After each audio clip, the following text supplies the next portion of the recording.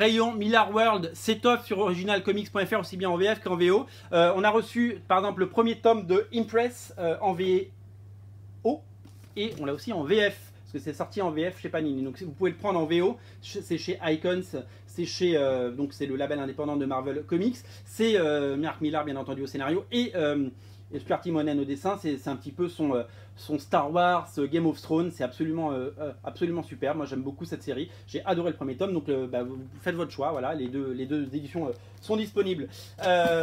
Également disponible, vous le savez, une série qui sort cet été, à la fin de l'été chez Panini, ça c'est en VO, c'est Huck de Raphaël Albuquerque et Mark Millar, c'est une série que j'ai adorée à sa sortie, donc c'est disponible en TPB pour le moment en VO et vous pouvez le précommander en VF puisque l'affiche est déjà disponible en VF.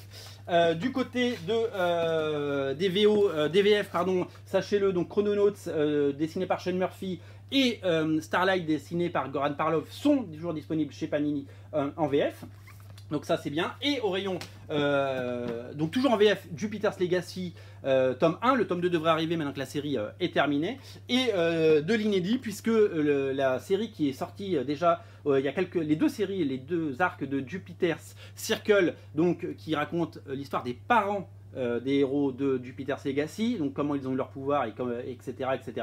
Les deux TPB sont disponibles, le cycle 1, cycle 2, le cycle 1 n'est qu'à 10 balles. Ça c'est disponible qu'en VO, puisque vous le savez, c'est inédit en VF et on ne sait pas trop pourquoi Panini ne les sort pas ou pas encore. Voilà, peut-être que Jupiter's Legacy n'a pas trouvé son succès, et peut-être qu'on l'aura après le deuxième tome de Jupiter's Legacy. Voilà, ça, le tome 1 est disponible en VF. Voilà pour les news, faites-vous plaisir sur du Miller World, c'est vraiment de la qualité, c'est vraiment des bons comics.